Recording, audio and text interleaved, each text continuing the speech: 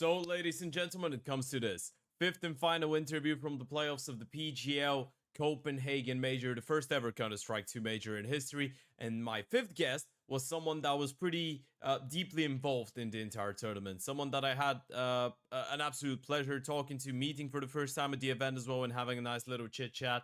It was one of the people that was on the analyst desk on the final panel for the grand finals, and a person that has been in esports for pretty much his entire life. And you've probably seen a lot of tier 1 broadcasts and a lot of majors in the last couple of years. It's Bleh. Enjoy. Bleh, thank you for joining me, brother. First of all, I wanted to thank you again because the semifinals just ended. And everyone's really tired. You've been here for what, 3 weeks now, and you're probably quite exhausted, even though it's been an exciting event, right?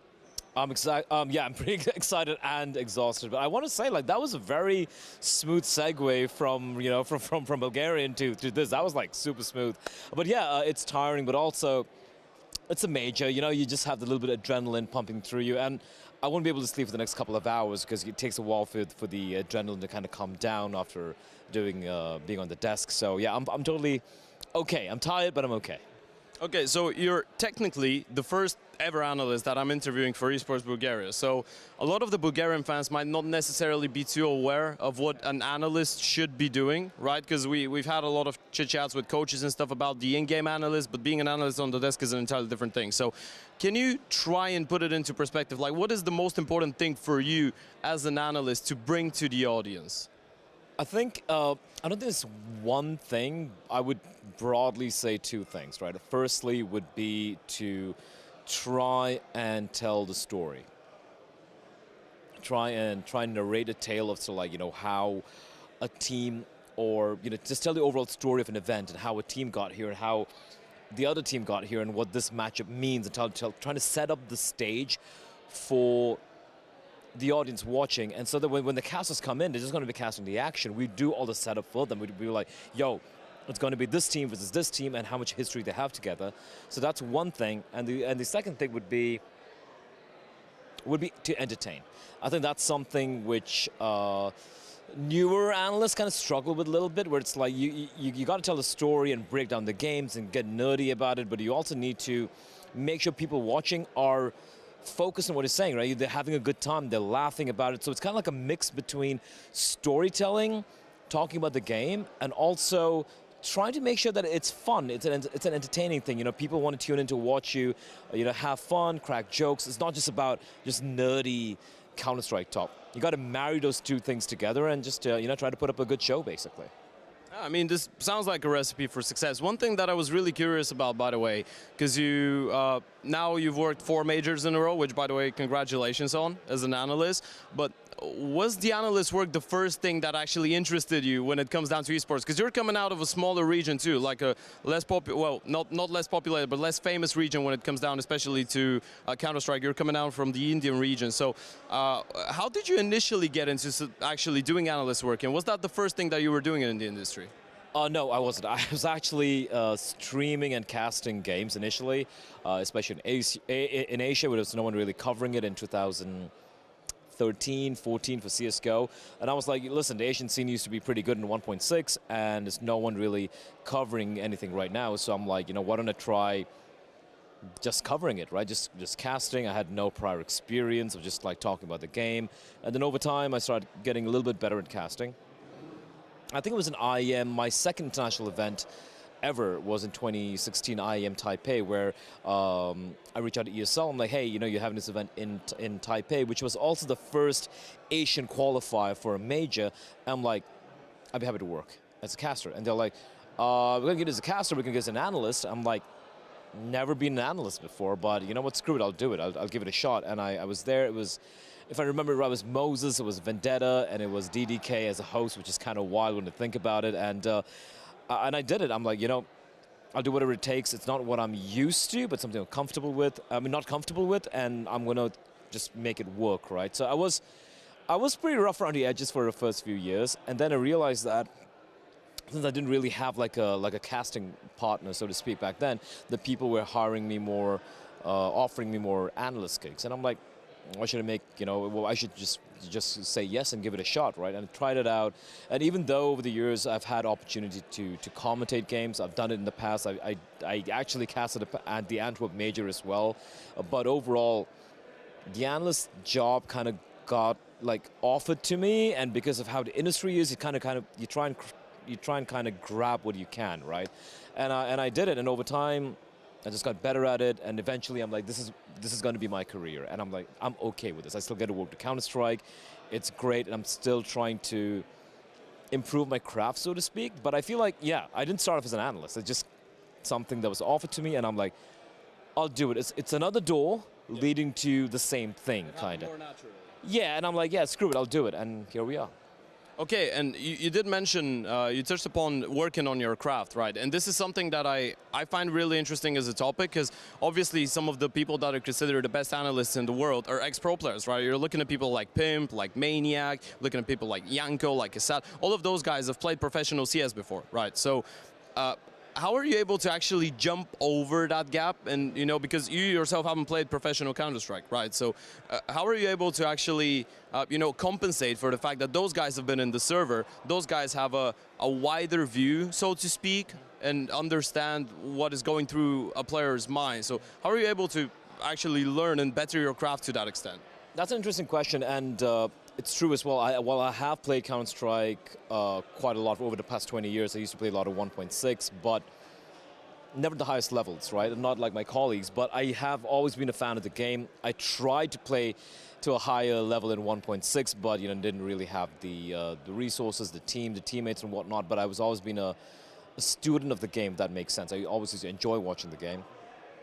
But one thing I learned was, I decided I'm going to be entertaining and focus on one thing which I know. And for me, it was more about storytelling initially. I know these Asian teams, I know these guys. So initially start off more about narration and storytelling and how these teams work and how vetoes work. And I still had a pretty fundamentally solid understanding of how the game works, but not to that much of a high level. But I learned as I went with. The more people I spoke to, I learned from my colleagues, I learned from speaking to players, watching stuff, getting to know other players as well, having chats with them and trying to understand like what goes in when it comes to playing on a stage and all these little things. And I think it's just about having an open mind and soaking everything in, learning more. Never say like, oh, I know enough already. And even to this day, I still try and learn as much as I can, right? I'll be out in the lobby, I'll just meet someone like Carrigan, I'll be like, yo, Finn, what's up? Because I've met him over the years, and I'll be like, so what's happening? What was that veto about? How do you guys feel? And I hear his thoughts, and like, that's interesting. I haven't thought about it that way, right? And you pick up these small little things, and eventually, even though I've never really played at that highest level, it is something which you can kind of compensate for, if that makes sense, right? And I look at someone like Thorin, for example, not necessarily someone who's ever played at any high level when it comes to Counter-Strike, but he was a mainstay on the desk, despite the fact he was never a pro. And it was for him, there was an entertainment factor and how he knows history about the game, while he might not be the most tactically sound mind when it comes to Counter-Strike. And I'm like, if you can do it to that high level, so can I. It's not about a ex-pro player having to be an analyst. If you know what you're talking about, if you understand the game to a high level, and if you're willing to be entertaining, I think anyone can.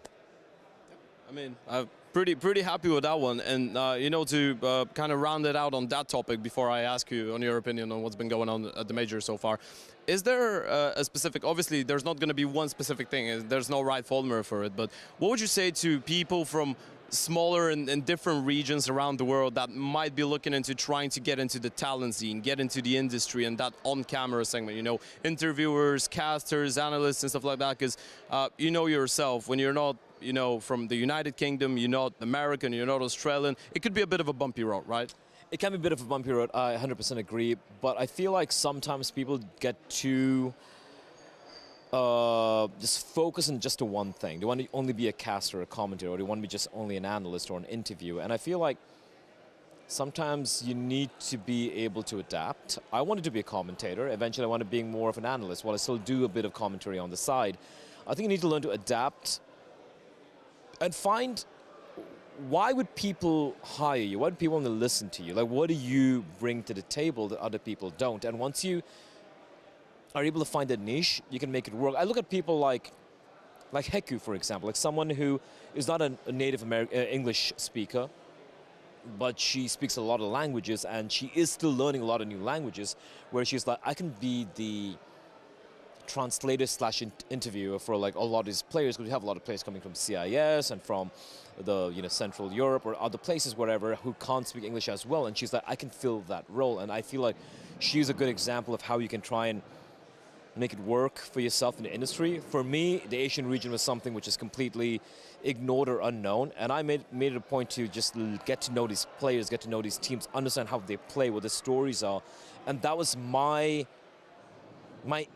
gateway into the esports sphere, so to speak. And after that, I'm like, I want to do more. I want to do not just Asian Counter-Strike, but like EU, NA, whatever. And I was able to use that as the starting point, so to speak. Trampoline. That's a great example. Trampoline to a kind of, just put myself up there when it comes to what else I wanted to do, right? I think you just need to find your avenue. If I get into like different scenarios and how you can do it, it's just almost infinite, if you ask me. So I feel like just trying to understand what you're good at, or find a missing link which you feel that you can make happen. I think that's the right way to go about it. I don't necessarily think that, even though, yeah, sure, it's mostly the native English speakers who get an easier time, so to speak, I don't necessarily think that should be something which would keep people away from pursuing this as a job, as a passion, or whatever. Okay, with that being said, though, we did mention briefly that you've been hired for 4 majors in a row now as an analyst. You are doing the major final this time, though. And does that make it, obviously, it's your first time doing a final and the first CS2 major. Does that make it special in any way? Absolutely, it does. It's been a very long journey for me, and when I got hired for the PGL Stockholm Major, that was like the first major for me. It meant a lot, and at that point for me it was more really not my thing. I'm thinking being an analyst is much better. So Rio, again, analyst in the playoffs, fantastic time right there. And this job, you kind of look for certain milestones in life, in your job or whatever, and you got to keep pushing yourself. And for me, things like this help me push myself. My first arena, I think my first arena finals ever was IM Katowice last year, where I did it, I think, who was it? I forget. I think it was Stunner, myself, and I think Yanko on the desk. And that was my first arena thing, right? And after that, I'm like, all right, what about major finals? Is that ever going to happen? And last year when I didn't get the Paris major, I was a little bit disappointed. But then heading into this event, I had no expectations. I was like, I'm going to be working a major, which already is like such a great thing, such an honor to do. And the fact that PGL have given me the responsibility of doing the finals desk, it is great. And now for me, it's about finding something even more, like something better, something I can achieve further, right? But just getting to do this is such a massive thing for me, because I never, in a million years, back in 2014 when I started out, would have ever imagined I'd be working a CS major final. But now you are, and you're following all the games really, really closely. So without talking about the final, I'm going to ask you about your prediction in a second. And obviously that interview is going to be uploaded after the game is over, so we're going to see if your prediction is going to be true. But we're not going to get into too much detail because we don't want to ruin your segment, right? But let me know, what's your highlight of the event so far in terms of the playoffs? Might be before that, but let's focus on the playoffs primarily. Whether it's a team that has overexceeded your expectations, a team that has disappointed you in a way, a player, just give me your thoughts on that. FaZe. Simple as that. Like FaZe against Spirit, everyone's like Spirit should be getting the win there, and Spirit were the favorites, so it's major, right? But for the fact that FaZe have just been the best team in CS2, they lost the finals in Blast World, fall to Vitality, they lost to Spirit in Katowice, but the fact that they still continue to fight, never gives up. Carrigan in Denmark, King Carrigan getting his major, that is for me is going to be the most memorable thing. And I won't answer your question, but even if you ask me, they're going to be winning the freaking major. Okay. FaZe winning the freaking major. You heard it here, ladies and gents. Thank you a lot for joining me for that conversation, brother.